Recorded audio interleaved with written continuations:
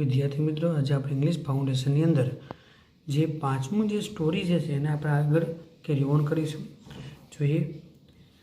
I slaving thus conclude the frugal meals. કહેવામાં આવેલું કે મેં જે છે એ ફ્રુગલ્સ મીલ એટલે કે એ કચોરિયું જે મિલ જે છે ભોજન જે છે એ પૂર્ણ કર્યા પછી and done my night cap, મેં મારી નાઇટ કેમ્પ પણ પહેરી વિથ ધ શેરિંગ શાંત દેવા આશાઓથી ઓફ એન્જોઈંગ સીટ ટીલ ત્યાં સુધી નૂન ધ નેક્સ્ટ ડે, બીજા દિવસની બપોર થાય છે ત્યાં સુધી મેં આનંદ લેવા માટે પહેરેલી. આઈ પ્લેસ માય હેડ, મેં મારું હેડ જે છે એનું સ્થાન રાખ્યું છે પીલો ઉપર.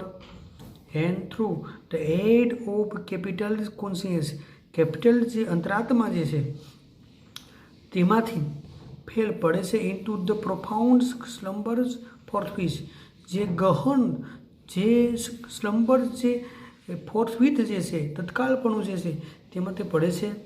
બટ પરંતુ જ્યારે whence were the hopes of humanity is fulfil, તો ખરેખર આ જે હ્યુમેનિટી જે માનવતા જે પણ છે માનવતાની જે આશાઓ જે છે એ ક્યારે પરિપૂર્ણ થઈ હતી કે I could not have completed my third snore, મેં મારું જે ત્રીજું જે છે એ ખરેખર સ્નોર મેં મારું ત્રીજું જે સ્નોર જે છે નસકોરા જે છે એ પણ પરિપૂર્ણ કરી શક્યો નહીં. જ્યારે દે કેમ ફ્યુરિયસ રિંગિંગ, જ્યારે એક બેલ રિંગ વાગે છે એ ધ સ્ટ્રીટ ડોરબેલ, સ્ટ્રીટના જે ડોરબેલ પર જે રિંગ વાગી ત્યાં મેં મારું ત્રીજું જે છે નસકોરો એ પણ પૂરું કરી શક્યો નહીં. ધેન ઇમ્પેશન્ટ થમ્બિંગ્સ, અધીરા એવો પ્રચંડ અવાજ આવ્યો, નોકરનો ખખડાવતો દરવાજો અવાજ આવ્યો વિથ કે જે હવે કે હું જાગી ગયો ફરી વખત. ઇન મિનિટ, એક જ મિનિટમાં આગળ જ્યારે હજુ પણ હું મારી આંખોને રબિંગ કરી રહ્યો હતો ત્યારે માય વાઇફ ટ્રસ્ટેડ, મારા વાઇફે પણ જોક કર્યું in my face and note, અને નોંધ્યું ફ્રો માય ઓલ્ડ ફ્રેન્ડ, મારા વૃદ્ધ જે મિત્ર કે જે ડૉક્ટર પ્રોનિયર એ નોંધ્યું. ઇટ રેન્સ ધસ, હવે ત્યાં જવાનું હતું. કમ ટુ મી, મારી સાથે આવ.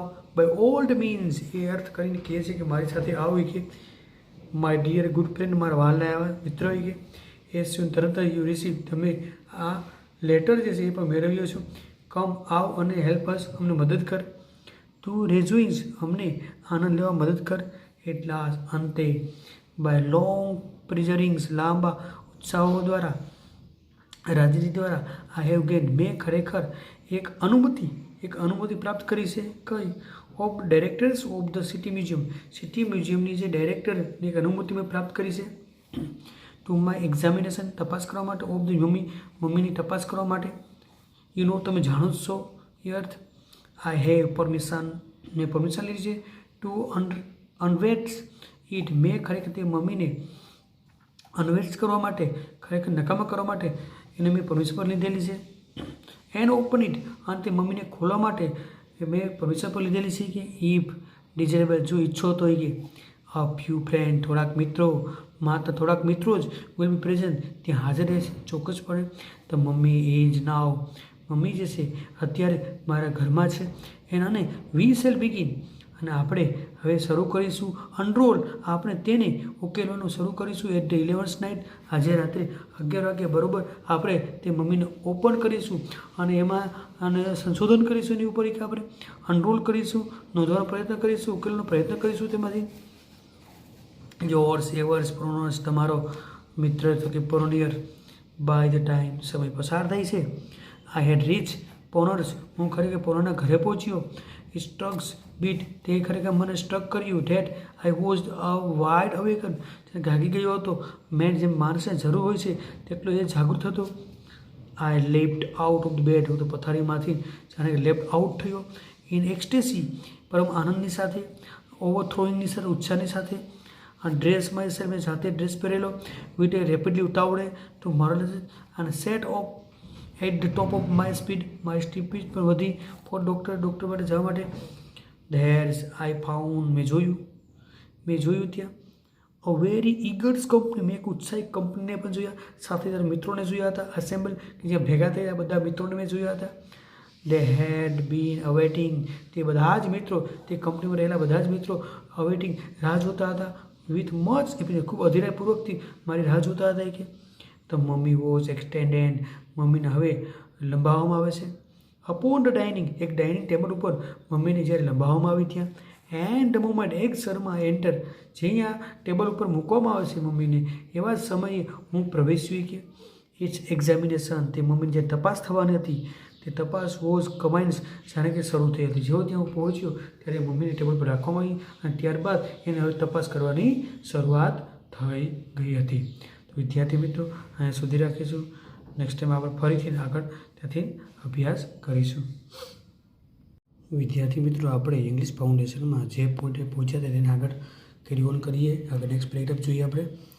It was one of the pair, તે એક જોડી હતી, તે મમ્મી જે જોડી હતી કે બ્રોડ જે લાવવામાં આવ્યા હતા સેવરલ યર્સ, અગાઉના કેટલા વર્ષોથી એ મમ્મીને લાવવામાં આવી હતી બાય કેપ્ટન્સ 8 સબસ દ્વારા અને કઝિન્સ ઓફ ધ પવન દ્વારા લાવવામાં આવ્યા હતા. ફ્રોમ અ ટોમ્સ નિયર એલિથેલ્સ, નજીકમાં આવી જે કબર, એ કબરમાંથી મમ્મીને લાવવામાં આવી હતી. એ કબર લાવવામાં આવી હતી ઇન ધ લેબિયન્સ માઉન્ટેન, કે જે લેબિયન માઉન્ટેન પર્વત છે, પર્વતમાં આવેલું છે. કન્સિડરેબલ વિચાર ડિસ્ટન્સ અંતર રહેલું છે about Thebes in the Nile, Nile નદી પર આવેલું જે થેમ્બીઝ જે કબ્રસ્તાન છે, એ કબ્રસ્તાનને જે અંતર આવે છે ત્યાંથી એને ખરેખર મમ્મીને લાવવામાં આવી છે. ધ ગ્રોટીઝ એટ ધીસ પોઈન્ટ, આ મુદ્દામાં જોઈએ તો જે કૃત્રિમ જે લાઇટ જે છે એ ઓલ તો શું કે લેસ મેગ્નિફિસન્ટ, વધારે ભવ્ય દેખાતી હતી. એ પણ ધેન ધ થિબેન્સ સ્પ્યુક્યુલિયસ, એટલે કે જે કબ્રસ્તાન જે છે થિબેનમાં, એ કબ્રસ્તાનમાં જે લાઇટ એના કરતાં વધારે સારી લાઇટ દેખાતી હતી. Are of the higher interest હતી. અને account of the affording more numbers illustration, સૌથી વધારે ઇલિસ્ટ્રેશન ઉદાહરણો જોવા મળે છે. પ્રાઇવેટ લાઈફના ઉદાહરણો જોવા મળે છે. ઓફ ધ ઇજિપ્ટિયન, ઇજિપ્ત લોકોના જે પ્રાઇવેટના જે લાઈફના ઉદાહરણો છે પણ અહીંયા છે ખરેખર જોવા મળે છે. The chambers from which, chamber કે જેમાંથી આપણા જે ખાસ વિશિષ્ટ લોકો જે છે એને પણ લાવવામાં આવ્યા હતા અને કહેવામાં આવ્યું હતું કે રીચ સમૃદ્ધ થવાની વાત આવે છે. ઇન સચ આ ઇલિસ્ટ્રેશન ઉદાહરણમાં the wall beings completely, wall જે છે એ પણ સંપૂર્ણપણે એ ઢાંકવામાં આવ્યું હતું વિથ ફ્રિસ્કો પેઇન્ટિંગ, જે વોલમાં રાખવામાં આવે છે વોલને પણ ખરેખર અહીંયા ભીંત ચિત્રથી ઢાંકવામાં આવ્યું હતું. એન્ડ પેજ રિલીફથી વાઇઝર સ્ટેચ્યુઝ અને વેજીસ ફૂલદાની અને મોઝિક વર્ક ઓફ ધ રીચ પેટર્નની જે મોઝિક વર્ક એનાથી પણ અને ઇન્ડિકેટ બતાવવામાં આવે છે. વાસ્ટ વેલ્થ, સંપૂર્ણ જે સંપત્તિ બતાવવામાં આવે છે. ડિઝીઝ, આ મૃતની સંપત્તિ પણ બતાવવામાં આવે છે. ને the treasures had been deposit in the museum, આ મ્યુઝિયમમાં ચોક્કસપણે આ મ્યુઝિયમમાં આ જે ખજાનો જે છે એ ખજાનાને ડિપોઝિટ કરવામાં આવ્યો છે. એન્ડ ધ સેમ કન્ડિશન, એ જ કન્ડિશનમાં હતું, એ જ કન્ડિશનમાં એને અહીંયા ડિપોઝિટ કરવામાં આવે છે. એન વિચ કે જેમાં કેપ્ટન સુબ્રેટ્સ જે તે શોધી કાઢ્યું હતું. ધેટ ઇઝ ટુ સી, તે કહેવામાં આવેલું the coffins had not been disturb, આ કોફિન એટલે કે સબ પેટીને કોઈ પ્રકારનું ડિસ્ટર્બ કરવામાં ન આવે. ફોર 8 યર, 8 વર્ષથી ઇટ હેડ ધસ ટુ, 8 વર્ષથી આ રીતે ઊભું જ છે. સબ્જેક્ટ ઓનલી એક્સટર્નલી, તે બહારરૂપી જોવા મળે છે પબ્લિક માટે. વી હેડ નાવ ધેરફોર, અત્યારે આપણી પાસે સંપૂર્ણપણે એક મમ્મી રહેલી છે. એટ અવર ડિસ્પોરાઝ, એક ડિસ્પોઝામાં રહેલી છે. એન્ડ અને ધોઝ હુ આર અવેર, તેઓ ખરેખર માહિતગાર છે.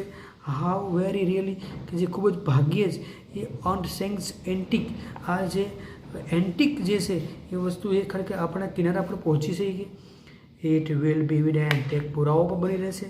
એટલું જ ફરી એક વખત એક પુરાવો બની રહેશે સ્પષ્ટ થાય કે વી હેડ ગેટ, આપણી પાસે એક ભવ્ય કારણ પણ રહેલું છે.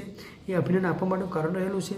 ઓર સેલ્સ અપોન અવર ગુડ ફોર્ચ્યુન, આપણું સારું જે નસીબ જે છે એ નસીબ પર આપણી જાતને એક ખરેખર અભિનંદન આપવા માટેનું એક મોટું કારણ પણ બની રહેશે કે એવું કહેવામાં આવેલું. તો વિદ્યાર્થી મિત્રો અહીંયા સુધી રાખીશું. નેક્સ્ટ ટાઈમ આપણે આગળ અભ્યાસ કરીશું.